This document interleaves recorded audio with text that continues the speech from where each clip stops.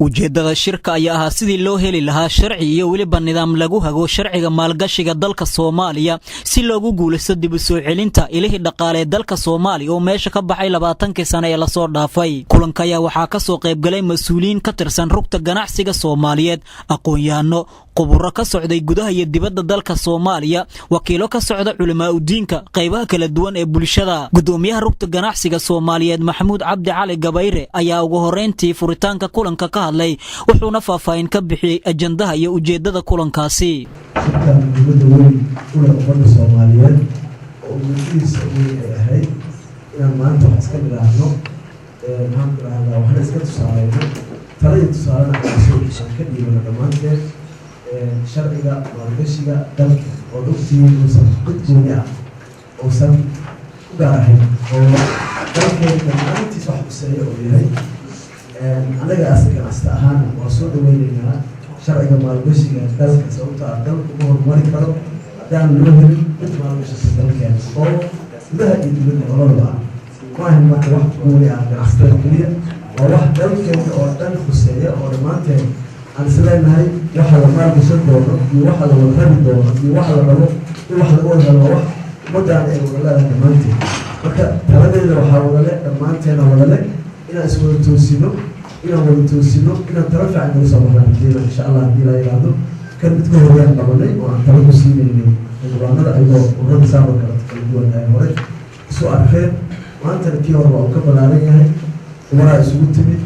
tacliimiinta dalka isugu timid ururada bulshada isugu timid culamaa u diinka isugu yimid ururada haweenkaa fadhiya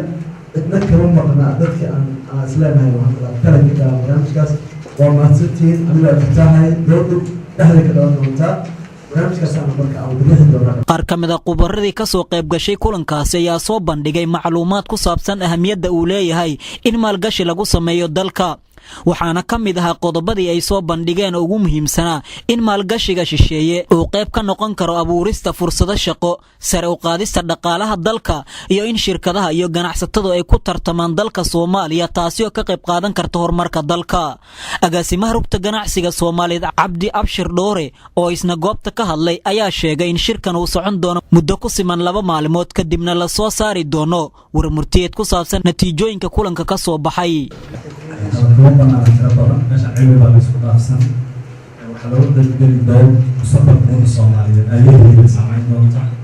ma 2 maalin buu socon doonaa dawladda joogtiina yeela sida uu qoran yahay oo socon doonaa wax laga bedelayo sidii badan loo joogaa qoyaanada loogu wacay waddanka gudihiisa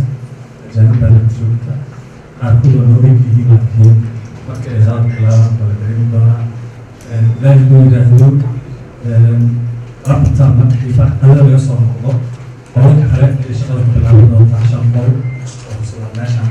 ayaan u kala qaybsan doonaa burburada aan ka qayb galayna anaga ayaa u sheegi doona insha Allah qofka